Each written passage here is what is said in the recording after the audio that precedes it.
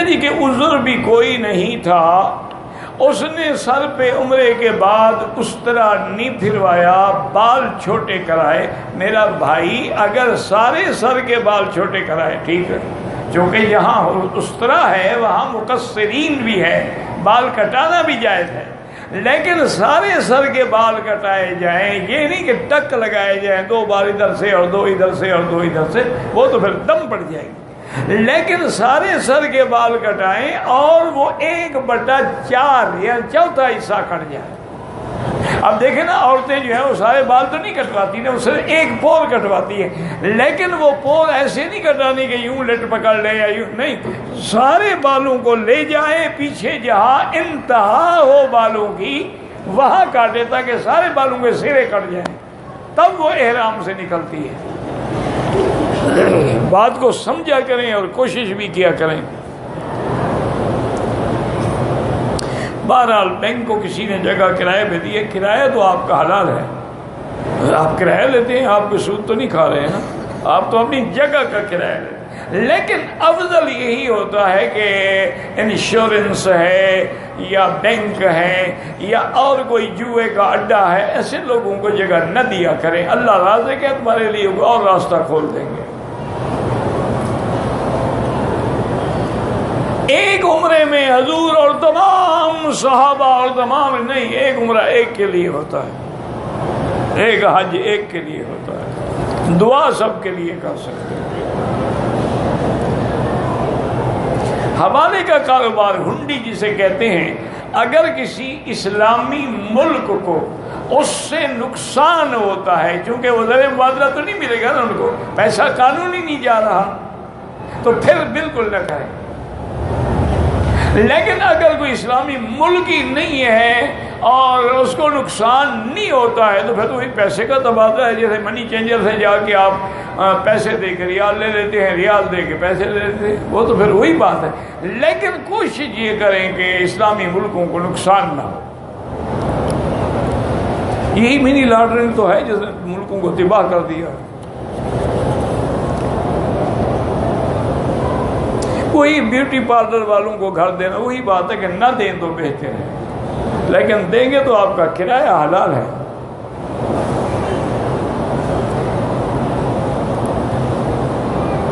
لڑکی کو جو اپنے ماں باپ کے ہاں سے جہیز کا سامان لاتی ہے یا لڑکے والے دیتے ہیں، اور وہ لڑکی اس کی مالک ہے، اس کا خاوند سے کیا تعلق ہے؟ وہ تو نے اپنی بیٹی کو دیا ہے یا خاوند نے اپنی بیوی کو دیا، وہ مالک ہے، اور اس کو زکوٰۃ بھی دینی ہوگی اگر اتنا بیت مال ہے تو۔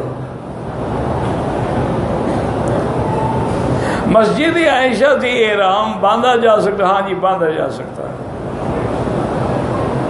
میں نے 1982 میں عمرہ کیا تھا، میں نے احرام جدے سے باندھا تھا، دم ادا کرنے کے لیے کیا کریں؟ یہی کریں گے کہ دم ادا کر دیں بس؟ مدرسے میں یا یہ جو جمعیت الخیریہ کے بورڈ لگے ہوئے ہیں ان کو جا کے پیسے دے دیں کہ جی ہماری دم کر دو، وہ بکری لے کے ذبح کر کے غریبوں کو تقسیم کر دیں گے۔ 1982 کا ماشاءاللہ مسئلہ تم جلدی پوچھ رہے ہو۔ قبروں پر کھڑے ہو کے دعا مانگنا وہ بھی جائز ہے، لیکن یہ نہیں کہ بڑا آدمی مر جائے تو سارے آ جاتے ہیں، غریب آئے تو کوئی بھی نہیں آتا، ورنہ حضور نے جنت البقیع الغرقد پہ کھڑے ہو کے دعا مانگی ہے۔ بی بی عائشہ فرماتی ہے نا کہ میری آنکھ کھلی تو فقدت رسول اللہ، میں نے دیکھا کہ بستر پہ حضور نہیں سو رہے، تو میرے دل میں بس ہوتا ہے نا جی غیرت آئی کہ شاید حضور مجھے چھوڑ کے کسی اور بیوی کے پاس چلے گئے۔ تو فرماتی ہے کہ چاندنی رات تھی، میں اٹھی، میں نے حضور کے پاؤں کے نشان دیکھے، اور یہ بھی کہتی ہے بی بی عائشہ کہ ہم قریش لوگ تھے نا، سردار لوگ تھے، ہمارے پاس بڑی بکریاں ہوتی تھیں، اونٹ ہوتے تھے، تو ہمیں پاؤں کا پتہ لگتا تھا، یعنی ہم پاؤں جانتے تھے۔ تو میں حضور کے پاؤں دیکھتے دیکھتے دیکھتے گئی، کیا دیکھا کہ حضور تو جنت البقیع الغرقد مدینہ منورہ کا جو قبرستان ہے اس کے دروازے پہ کھڑے دعا مانگ رہے ہیں۔ تو میں چھپ کے کھڑی ہو گئی، میں نے کہا حضور کی دعا میں تو شریک ہو جاؤں نا، میں چھپ کے کھڑی ہو گئی اور آمین آمین آمین کہتی رہی۔ دعا بڑی لمبی کی حضور نے، اور مجھے جب اندازہ ہوا کہ اب حضور دعا ختم فرمانے والے ہیں، میں جلدی سے چھپ کے دوڑ کے آئی اپنے گھر اور جلدی سے کپڑا لے کے سو گئی تاکہ حضور کو شبہ نہ ہو کہ عائشہ میرے پیچھے آئی تھی۔ کہتی ہے کہ حضور صلی اللہ علیہ وسلم تشریف لائے، آگے بستر پہ بیٹھے اور فوراً میرے سینے پہ ہاتھ رکھا، وہ تو دھونکنے کی طرح چل رہا تھا، دوڑ کے آئی تھی میں، تو پوچھا اچھا کہیں سے بھاگ کے آ رہی ہو؟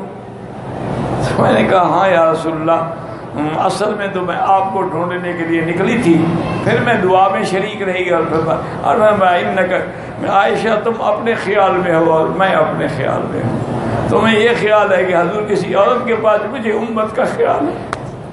میں نے جا کے دعا مانگی، بنو کلاب قبیلے کی تم نے بکریاں دیکھی ہیں؟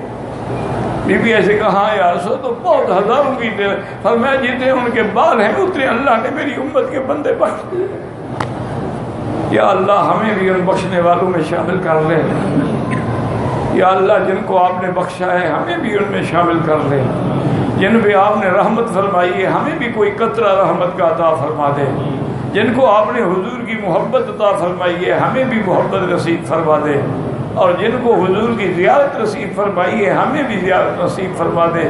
وما ذلک علی اللہ بعزیز، یا اللہ تیرے آگے کیا مشکل، بڑے بڑے گناہ گار ولی اللہ بن گئے، بڑے بڑے گناہ گار جو ہیں، آپ حیران ہوں گے کہ ابن مبارک کے بارے میں آتا ہے وہ کسی لڑکی کے وعدے پہ گئے ہوئے تھے، دیوار کے پاس بیٹھے تھے اور اس نے کہا تھا کہ میں جب گھر والے سو جائیں گے تو تمہیں پتھر پھینکوں گی، سمجھ لینا کہ بھی اب راستہ صاف ہے، تم آ جانا میرے گھر میں۔ وہی انتظار، یعنی ایک لڑکی کے وعدے پہ گناہ کے لیے گئے ہوئے ہیں، ساتھ مسجد تھی، وہاں ایک قاری تہجد پر الم یان للذین آمنوا ان تخشع قلوبهم لذکر اللہ، معنی یہ تھا کہ کیا وقت نہیں آیا کہ لوگوں کے دل اللہ کی یاد، اللہ کے ذکر کے آگے جھک جائے؟ فرمایا آن الوقت، آ گیا ہے۔ واپس آئے، مسجد میں گئے، وضو کیا، تہجد پڑھی، وہیں توبہ کی، اور اس کے بعد امیر المومنین فی الحدیث کے مرتبے پہ پہنچے۔ اللہ کریم ہے، اللہ چاہے تو ڈاکوؤں کو معاف کر دے، 100 قتل کرنے والوں کو معاف کر دے۔ یا اللہ اگر آپ ہمیں معاف کر دیں تو کیا آپ کی رحمت میں کوئی کمی آ جائے گی؟ تو جب کمی نہیں آئے گی تو ہمیں کیوں نہ معاف فرمائیں؟ ایک اللہ والے نے عرفات کے دن پوچھا لوگوں سے کہ یہ سارے لوگ جو کھڑے ہیں اگر کسی سخی کے پاس جائیں اور کہیں 1 روپیہ دے دو، وہ سخی دے گا؟ انہوں نے کہا کمال ہے، ہزاروں بندے جائیں گے 1 روپیہ مانگیں گے؟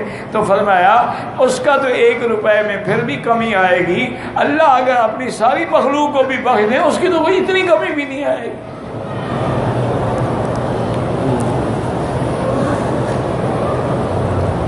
قبرستان میں ادب سے جائیں، قبروں کے اوپر نہ چلیں، اور السلام علیکم یا دار قوم مؤمنین انا انشاءاللہ بکم لاحقون انتم الصادقون ونحن الاثر۔ قبر والوں سے نہ مانگیں، قبر والوں کے لیے مانگیں کہ یا اللہ ان کی مغفرت فرما، یا اللہ ان کے درجات بلند فرما، یا اللہ ان کی قبروں کو نور سے بھر دے، یا اللہ ان کی قبروں کو باغ جنت بنا دے۔ تب جب تم اللہ کے ولی کے لیے دعا مانگتے ہو اللہ کی رحمت جوش میں آ جاتی ہے کہ یہ گناہ گار بندہ ہو کہ میرے بندے کے لیے مانگ رہے، اللہ فرماتا جاؤ تیرا کام میں نے کر دیا۔ ورنہ اولیاء اللہ نہیں دیتے، نہ وہ تو خود محتاج ہیں دعاؤں کے۔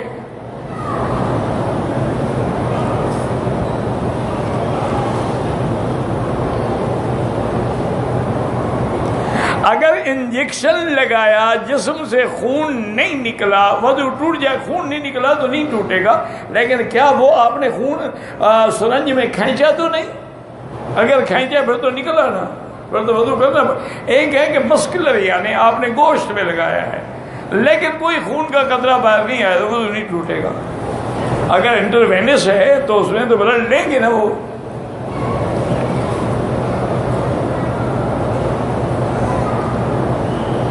اگر ایک آدمی کی 2 بیویاں ہیں، اور وہ جس بیوی کے پاس جس کی باری ہے اس کو حیض آ گیا ہے، کیا وہ دوسری بیوی کے پاس جا سکتا ہے؟ اس کی اجازت سے، اس سے پوچھ لے، وہ اجازت دے تو چلا جائے۔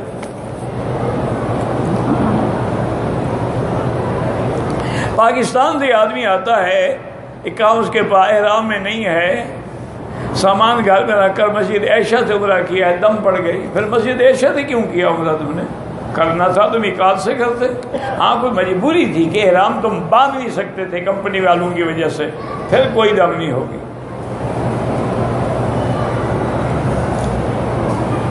ہاں کمپنی کے نام پہ کام کے لیے آیا ہے تو بچ جائے گا۔ میرے بھائی تقلید لازم ہے، اس کے بغیر کوئی گزارا ہو نہیں سکتا۔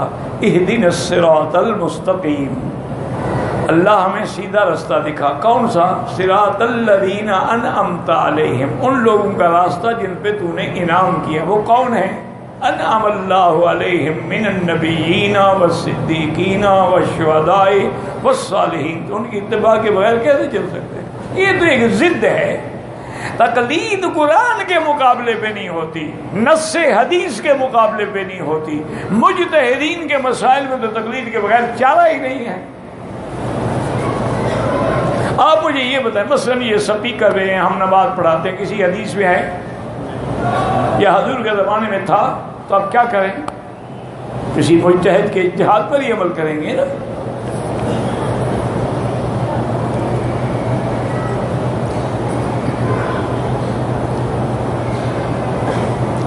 کہتے ہیں کہ بیوی سے جھگڑا ہوا، بہرحال بیوی نے بات نہیں مانی، دل میں سوچا کہ طلاق دوں، دل میں سوچنے سے طلاق نہیں ہوتی، اگر زبان سے کہا ہے تو ہو گئی۔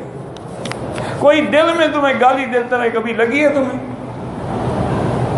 گالی زبان سے دے گا تو لگے گی نا اللہ کے بندے۔ وہ دل میں سوچ رہی یار بندہ تو بڑا بھیڑا ہے، تو اس کا کیا ہو جائے گا؟ کچھ نہیں ہوتا، وہ طلاق نہیں ہوتی۔ دل میں خیال آئے طلاق کا، پھر بھی طلاق نہیں ہوتی جب تک زبان سے ادا نہ کرے۔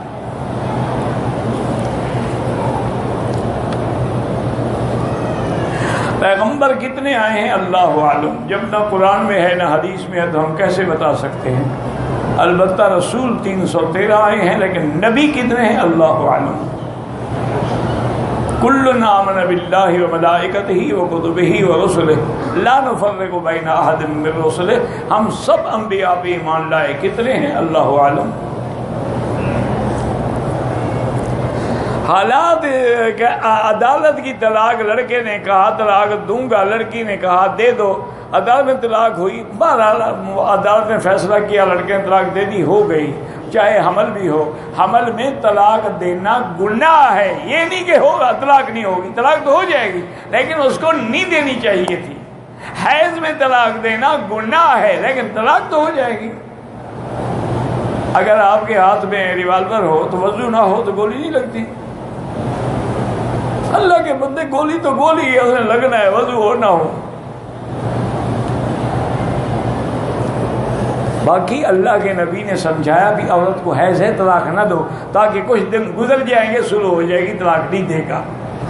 بھی عورت حامل ہے، بھی حمل میں طلاق نہ دو، کل تیرا بچہ کہاں مل جائے گا، اتنے دیر میں کوئی نہ کوئی سلو ہو جائے گی، ٹھنڈا ہو جائے گا، طلاق سے بچ جائے گا۔ طلاق کوئی اچھی چیز تو نہیں ہے نا۔ ابغض الحلال عند اللہ الطلاق۔ مکروہ اوقات میں بہتے رہے کہ نماز نہ پڑھیں، بعد میں پڑھ لیں۔ ہمارے گھر میں جو عورت کام کرتی ہے، عیسائی ہے، ہم اس کو کھجور یا زمزم دے سکتے ہیں؟ بالکل دے سکتے ہیں۔ ابو جہل زمزم نہیں پیتا تھا، خدا کے بندے، اگر ابو جہل پیتا تھا تو یہ تو پھر بھی عیسائی اہل کتاب ہے۔ فوت ہونے کے بعد لوگ تیسرے روز جو کل کرتے ہیں بالکل بدعت ہے، ناجائز ہے۔ سارا مہینہ خیرات کرو، صرف تیسرے دن پہ کیوں رکھا ہوا ہے؟ مسجد الحرام میں عورتوں کا نماز پڑھنا جنازہ بالکل جائز ہے۔ بعض عورتیں قرآن مجید کو زمین پر رکھتی ہیں، اللہ ان پہ احترام کرنے کی توفیق دے۔ طواف کے دوران باتیں نہ کریں، اللہ کا ذکر کریں۔ طواف تو ہو جائے گا لیکن کراہت آ جائے گی۔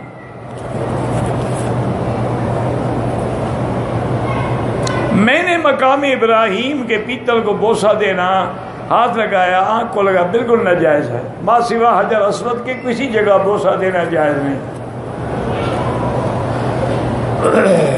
نمازوں میں تہجد 2 کے بعد دعائیں پڑھ سکتے ہیں، نمازوں میں پتہ نہیں کیا تحیت کے باہم پڑھ سکتے ہیں جو دعائیں حدیث میں ہیں۔ اپنا صدقہ فطر اگر نکالیں اور خود کھائیں، پھر صدقے کی کیا ضرورت ہے؟ خود کھانا ہے، اللہ کے بندے غریبوں کو دیا جاتا ہے، یہ تھوڑا کہ خود کھا لو۔ اپنا صدقہ فطر اگر اپنی بیوی بچے کو دے دیں، بیوی بچے کا خرچہ تمہارے ذمے ہے، کیوں دے دو؟ ان کو ویسے دو، صدقہ کیوں دو؟ اس کا خرچہ تیری ذمہ داری۔ وہ تو ایک واقعہ ہے کہ ایک آدمی پر اظہار کی وجہ سے بی بی خولہ کے خامند پہ حضور نے فرمایا کہ تم اب کفارہ یہ ہے کہ گردن آزاد کرو۔ اس نے کہا حضور اور گردن تو نہیں، میری تو ہے، یہی کاٹ لیں۔ اور تیری گردن تو کام نہیں آتی، یعنی کوئی عبد ہو۔ نے کہا حضور عبد کہاں سے لے آؤں؟ اور میں اچھا ایسا کرو کہ 2 مہینے کے لگاتار روزے رکھو۔ اس نے کہا حضور میں 4 دفعہ دن میں نہ کھاؤں تو میں اندھا ہو جاتا ہوں، میری بیماری ہے، تھوڑا تھوڑا کچھ نہ کچھ کھانا پڑتا ہے مجھے، 1 آدھا کھجور کا دانہ۔ تو آپ نے فرمایا پھر ایسا کرو کہ 60 مسکینوں کو کھانا کھلاؤ۔ انہوں نے کہا یا رسول اللہ میرا اپنا کھانا تو ہے نہیں، تو 60 مسکینوں کو کہاں سے کھلاؤں؟ اتنی دیر میں کسی نے 60 کلو کے قریب کھجوریں حضور کو ہدیہ کی۔ آپ نے کہا وہ کہاں ہے بھائی؟ وہ بی بی خولہ کا شوہر۔ کہا یا رسول اللہ بیٹھا ہوں، میں لے جاؤ یہ غریبوں کو تقسیم کر دو۔ اور نے کہا حضور مدینے میں مجھ سے زیادہ غریب کوئی نہیں، میں جاؤ پھر کھاؤ۔ وہ تو ایک خاص واقعے میں حضور نے رعایت دی ہے، ورنہ یہ تھوڑا ہے کہ اپنا صدقہ خود کھا جاؤ۔ ایک زمین میں بھائیوں بہنوں وارث ہے، زمین آگے پیچھے ہے، قیمت کا فرق ہے، تو کسی سمجھدار کو بلا کے زمین کے ونڈے بنا لو، پھر اس پہ قرآن اندازی کر دو، کچھ اچھی ہے تو وہ بھی برابر ہو، کھٹی ہے وہ بھی برابر ہو۔ یہ کوئی مشکل مسئلہ تو نہیں ہے۔ کہتے باپ نے میرے شوہر کو، میرے باپ نے زکوٰۃ دیتا ہے، میرے شوہر وہ زکوٰۃ مجھ پر خرچ کر سکتے۔ اگر آپ کا باپ اپنے بیٹے کو تو زکوٰۃ دی ہی نہیں جا سکتی تو وہ کیسے تم پر خرچ کرتا ہے؟ یہ عجیب باپ ہے، تو بیٹے کو زکوٰۃ دے، بیٹے کو تو کوئی زکوٰۃ نہیں دی جا سکتی، نہ بیٹا نہ بیٹے کا بیٹا، نہ باپ کا باپ۔ میں پچھلے سال میقات سے بغیر عمرے کے مکے آیا، مسجد عائشہ سے کر سکتے عمرہ قضا کرو، دم بھی ادا کرو۔ میں جدے کا رہائشی ہے، اگر میں ہر ہفتے عمرہ کرنا چاہوں بالکل کر سکتے ہو، لیکن سر پہ اس طرح پھروائیں یا چوتھا حصہ بالوں کا کٹ جائے۔ کسی زندہ شخص کے آپ عمرہ آپ نہ کریں، اس کے لیے دعا کریں۔ سعودی عرب میں کچھ لوگ جو ہے چکن نہیں کھاتے، اچھا کرتے ہیں، کیا پتہ کہاں کی ہے، بیبی ہے کہ نہیں ہے۔ میرا بھائی ریاض سے کمپنی کی میٹنگ کے لیے ہوائی جہاز جدے پھر مکہ آتا ہے، وہ میٹنگ کا معاملہ ہے، اس پہ دم نہیں پڑے گی، لیکن موقع ہو تو بہتر ہے کہ عمرہ کرے۔ کراچی میں ایک عالم ہے اور عامل بھی، اسیب اور سحر کی تشخیص کے لیے مرد کی قمیص اور عورت کا دوپٹہ منگواتے ہیں۔ بہرحال میں تو ان چیزوں کو نہیں جانتا، ویسے ناجائز ہے کہ عورتوں کے دوپٹے منگوا کے عمل کریں۔ بابا اگر کوئی جن بھوت ہے، جب حضور نے بتلا دیا ہے تو ایسے عاملوں کے پاس جانے کی کیا ضرورت ہے؟ سورۃ البقرہ ہفتے کے اندر ایک دن سارے گھر والے بیٹھ کے پڑھو، پانی بھی رکھ لو، اس پہ دم کرو، وہی پانی گھر میں بھی چھڑکو، وہی پانی ہفتہ پیتے رہو، پھر اگلے ہفتے پھر سارے بیٹھ کے سورۃ البقرہ، سب شیطان جادو وادو سب بھاگ جائیں، کسی کی کوئی ضرورت نہیں رہی۔ ایک اور تھا، وہ کہتا تھا جی دھاگا لے آؤ، دھاگے کو یہاں سے رکھتا پاؤں تک، اچھا جی اب ایسا کرو، پھر دھاگا کہتا جی اب اگر یہ دھاگا ہو گیا چھوٹا اس پر جادو ہے، ہو گیا بڑا تو اس پہ جن ہے، اور ہو گیا برابر تو یہ بیماری ہے۔ میں کہا شریف آدمی، کوئی بھی دھاگا ہو تو پیمائش میں لازمی چھوٹا بڑا ہو جائے گا، اس میں کون سی بزرگی ہے؟ تم 3 دفعہ پیمائش کرو، دیکھو 3 دفعہ غلط آئے. دھاگا ہے نا، زیادہ کھینچ گیا کو تھوڑا کھینچ گیا. یہ سب چکر ہوتے ہیں، ان سے بچو. دبئی ابوظہبی سے گاڑی میں سامان لاتا ہوں، جتنے میں گاڑی ہمارے طائف سے گزرتی، کوئی آپ پر کوئی احرام ضروری نہیں. پیر کے بغیر زندگی میں کامیابی ہو سکتی ہے؟ بالکل ہو سکتی ہے، کیوں نہیں ہو سکتی؟ اب پیر نہ ملے تو کیا کریں؟ مل جائے تو الحمدللہ، ورنہ جو بھی عالم ہو اس کے درس میں بیٹھو، بس کوئی ضرورت نہیں پیر کی. اسلام میں گردے کی پیوند کاری جائز ہے.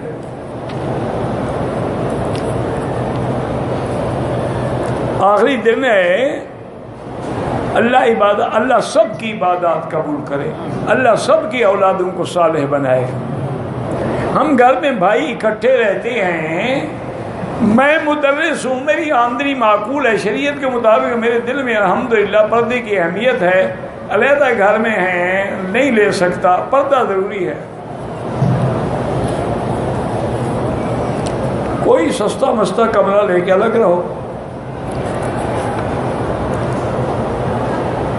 خدا کے بندے، ہم جس دور میں گزر رہے ہیں تو دیور جو ہے وہ تو حضور نے فرمایا ہے کہ عورت کے لیے موت ہے، الحمو الموت. کل مجھ سے آدمی نے مسئلہ پوچھا ہے، اس نے کہا جناب میں یہاں 2 سال کی نوکری پہ آیا ہوں، میری بیوی کے ساتھ میرے باپ نے تعلق رکھ لیا، اور اب وہ باپ کہتے ہیں تم اس کو طلاق دو، میں شادی کرتا ہوں. اِنَّا لِلَّهِ وَإِنَّا إِلَيْهِ رَاجِعُونَ. تو جب باپ ہے، سسر باپ ہوتا ہے، باپ کو بیٹی سے زنا کرتے ہوئے حیا نہیں آیا تو تمہارے بھائیوں کو کوئی حیا آئے گا؟ کسی وقت شیطان بھٹکا دے گا. اس لیے حکم ہے کہ دور رہو، تاکہ آدمی آگ کے قریب ہی نہ جائے. قریب جاؤ گے تو کوئی نہ کوئی چنگاری پڑ جائے.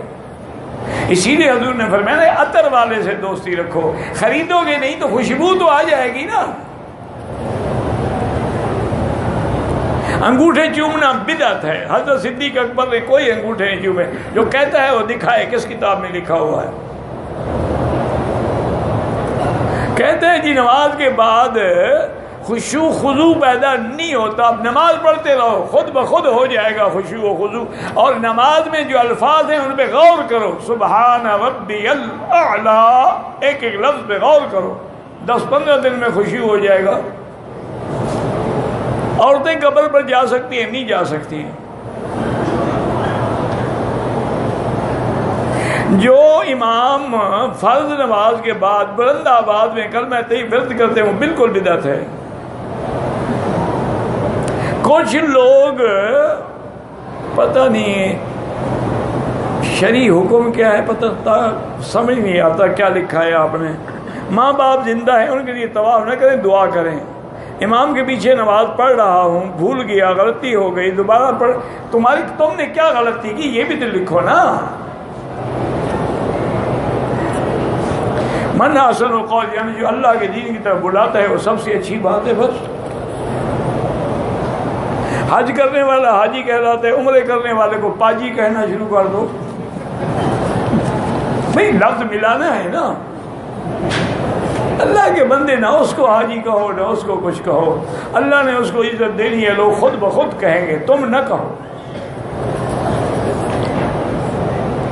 حضرت عیسیٰ مہدی دجال کے ظہور کے مطابق بالکل مہدی بھی آئیں گے، حضرت عیسیٰ بھی اتریں گے، دجال بھی آئے گا، یاجوج ماجوج بھی آئے گا. یہ تو صحیح حدیثوں کے قیامت کے علامات ہیں. ایک آدمی عمرہ کر کے جدے چلا گیا، دوسرے دن واپس جدے سے رام باغ کے عمرے کے لیے آ جاتا ہے. بال تو پہلے سے کٹوا چکے، کٹنے ہر دفعہ بال کٹوانے ہوں گے، نہیں کٹائے گا دم پڑ جائے. میں پاکستان میں 2 بیٹے ہیں، ایک کی عمر 13 سال ہے، عمر 9 سال ہے، زیر تعلیم ہے. وہیں بہت اچھے پاکستان میں بڑے اچھے مدرسے ہیں، علماء ہیں، وہیں تعلیم دو. احرام کی حالت میں چپل ایسا ہو جیسے ہڈی ظاہر ہو، اوپر والی بھی اور ٹخنے بھی. حضور صلی اللہ علیہ وسلم کے سامنے جب کھڑے ہوں تو الصلاۃ والسلام علیک یا رسول اللہ، اور دور ہوں تو درود پڑھیں اللہم صلی علی سیدنا محمد وبارک وسلم. مقتدی حنفی ہے تو امام کے پیچھے فاتحہ نہ پڑھے، شافعی ہے تو پڑھا کرے. ایک عورت نے کراچی سے حالت حیض میں احرام کی نیت کی، 2 دن مکے میں قیام کیا، غسل نہیں کیا تھا کہ مدینے میں روانہ ہوگی، اب وہ مدینے سے احرام باندھ کے آئے گی، دم بھی دے گی چونکہ احرام کھل گیا۔ عمرہ کرنے آئے ہیں، بچوں کے لیے تحفے بالکل لے سکتے ہیں، کوئی منع نہیں۔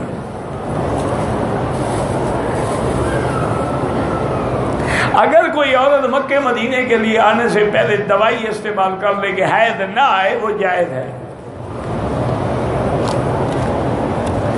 داڑھی کٹانے والا فاسق و فاجر ہو جاتا ہے۔ جدہ جائے، جدے سے مکہ آئے، اس کو عمرے کا احرام باندھنا پڑے گا۔ کہاں؟ مدینے سے جدہ۔ اگر جدے کی نیت سے کیا تو احرام نہیں باندھنا پڑے گا۔ ابو ظبی ابو دبئی سے سعودی عرب گاڑی چلاتے ہیں، 10 دن رہتے ہیں، بالکل آپ نماز قصر پڑھیں گے۔ عمرہ مسجد عائشہ سے کریں تو جائز ہے، جیرانہ سے کریں تو جائز ہے۔ طواف کی 2 رکعت مکروہ اوقات میں نہ پڑھیں۔ اگر ہم ہوٹل سے آتے ہوئے راستے میں حرم کی جماعت کے ساتھ صف میں کھڑے ہو جائیں، بالکل نماز ہو جائے گی انشاءاللہ، اگلی صفیں نظر آتی رہیں۔ امام کے آگے جو سترہ ہوتا ہے انشاءاللہ سب کے لیے کافی ہے، لیکن کوشش کریں کہ اپنا سترہ بھی رکھیں۔ کہاں کہاں جھوٹ بولنا جائز ہے؟ سب سے پہلے تو بیوی کے ساتھ، اور دوسرا جائز ہے کہ اگر جنگ ہو رہی ہے، دشمن کو آپ نے کہا کہ یار تمہارا تو امام مر گیا، حالانکہ مانا تھا کہ تمہارے آگے والا مر گیا، اس نے سمجھا ہمارے امام بادشاہ مر گیا، وہ شکست کھا گئے، وہاں بھی جائز ہے۔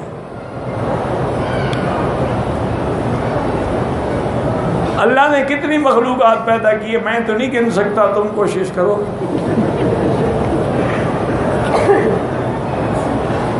اگر کسی نے ایسا کہا ہو کہ فلاں دوا سے میرا بیمار شفا ہو گیا، تو دوا سے یعنی سبب ہے، اصل شفا دینے والا اللہ ہے۔ یہ تو ویسے آدمی کہہ رہا ہے یار مجھے دوا موافق آ گئی، ٹھیک ہو گیا میں، لیکن اس کو معنی یہ نہیں ہوتا کہ شفا دوا میں ہے، شفا تو اللہ کے پاس ہے۔